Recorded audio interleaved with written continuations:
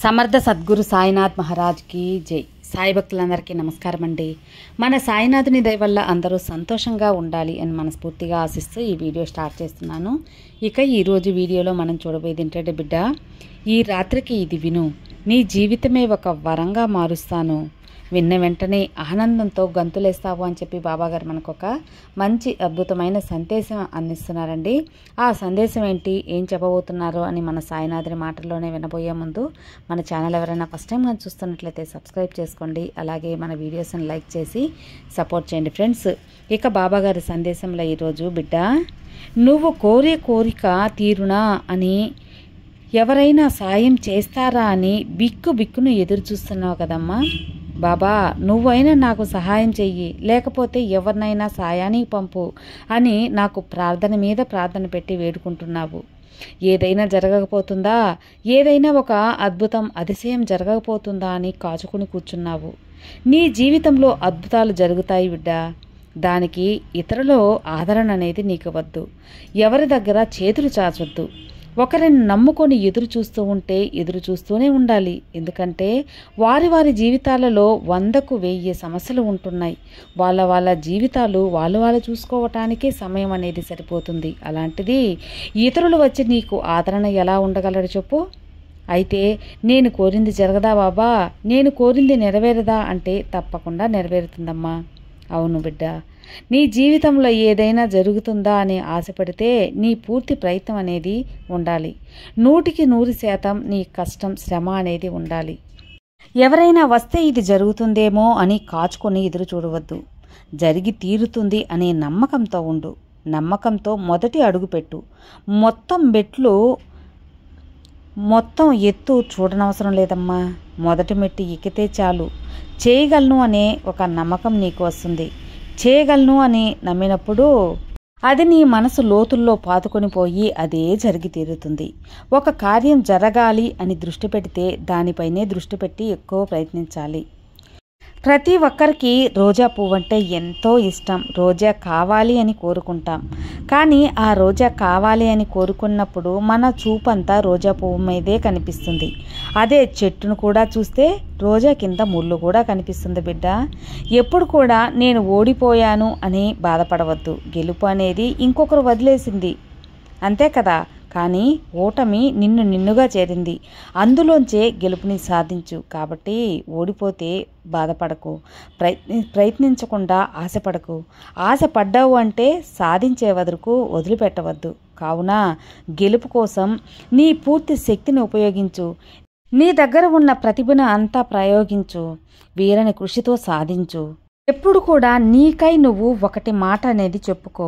నేను చిన్నగా నిదానంగా నడుస్తాను, కానీ వెనుకంజ వేయను అని గట్టిగా అనుకోవాలి. నిదానంగా నడిచినా పర్వాలేదు, కానీ వెనుకడుగు మాత్రం ఎప్పుడూ వేయకూడదు. ముందడుగు మాత్రమే వేయాలి. వెనుకంజ వేయకు. ఎలాంటి నిర్ణయం తీసుకునే ముందైనా సరే కళ్ళు మూసుకొని ఈ సాయిని 1 నిమిషం ధ్యానం చెయ్యి. తర్వాత నీకు మంచి ఆలోచన వస్తుంది. నీకు తోచిన పని వెంటనే చేసేయి. అంతేకాని మళ్ళీ చూద్దాంలే అని తోసిపెట్టవద్దు. నువ్వు తీసుకున్న నిర్ణయం నుంచి మారవద్దు. కొందరు త్వరగా నిర్ణయం తీసేసుకుంటారమ్మా. అంతే త్వరగా నిర్ణయాన్ని మార్చేసుకుంటారు. ఓటమి చెందిన వారే నిర్ణయాలు నిదానంగా ఆలోచించి తీసుకుంటారు. ఎందుకంటే తర్వాత గెలుపు కోసం నువ్వు తీసుకునే నిర్ణయం నీ వెంట నడవాలి. కాబట్టి తప్పక గెలుపు అప్పుడే వస్తుంది. ఒక్కొక్క అవకాశం వచ్చినప్పుడు ప్రతి ఒక్క అవకాశాన్ని వినియోగించుకోవాలి. అప్పుడే సులభంగా గెలుపు నీ సొంతమవుతుంది. కానీ నువ్వు చేసేది నిదానంగానే చెయ్యి. పట్టుదలతో ఇష్టపడి చెయ్యి. పోగొట్టుకున్నవన్నీ రావు కదా, కానీ నీకు రావాల్సినవి దక్కించుకో. నువ్వు ఎప్పుడూ పిల్లిలా కాకుండా పులిలా ఉండాలని ప్రయత్నించు. ఎవరి దయా దాక్షిణ్యాలు నీకు అవసరం లేదమ్మా. నీకు సాయం ఎవరైతే అందిస్తారో వాళ్ళ ముందు నువ్వు పులి లెక్క ఉండు. నీ గౌరవాన్ని, విలువని నువ్వే పెంచుకో. ఎవరైనా ఏదైనా నిన్ను వదిలి వెళ్ళిపోయింది అంటే అది వదిలేసేయి. అంతేకాని దాన్నే పట్టుకొని కృంగిపోవద్దు. ఒకరికి నువ్వు బానిసగా ఉండే ప్రేమ పొందాలి అంటే ఆ ప్రేమ నీకు వద్దు తల్లి. 100 సంవత్సరాలు బానిసగా ఉండే బదులు అర నిమిషమైనా సరే స్వాతంత్రంగా ఉంటే ఆ జీవితం గొప్పది కదా. కాబట్టి సాయం కావాలి అని ఎవ్వరూ లేరే అని ఎదురు చూస్తూ ఉన్నావు కదా, నీకు కావాల్సిందే తప్పకుండా వస్తుంది. ప్రయత్నం, నమ్మకం అనేది పెంచుకో. ప్రతి ప్రయత్నాన్ని వినియోగించుకో. ఏది చేయకుండా కూర్చో ఉండే బదులు ఏదో ఒకటి చేసేది మంచిదే కదా.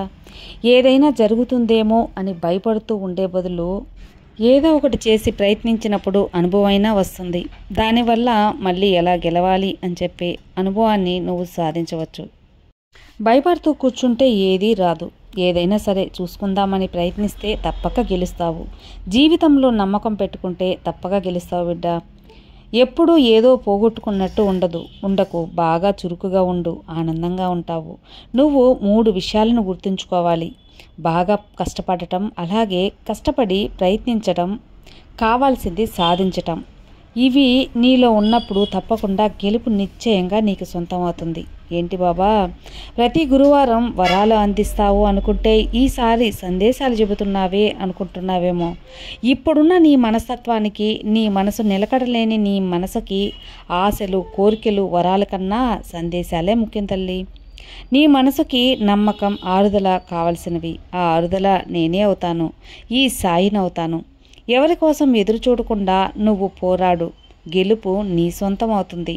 ఈ గురువారం నీకు అందిస్తున్న ఈ సాయివరం ఇదేనమ్మా. ఇక ప్రశాంతంగా నిద్రపో. గెలుపు నీకు తప్పకుండా వస్తుంది. నువ్వు కోరిన కోరిక తప్పకుండా నీకు తీరుతుంది బిడ్డ. నీ సాయి నీతో ఉండగా నీకు భయం ఎందుకు చెప్పు. సర్వే జన సుఖినో భవంతు. జై సాయిరాం.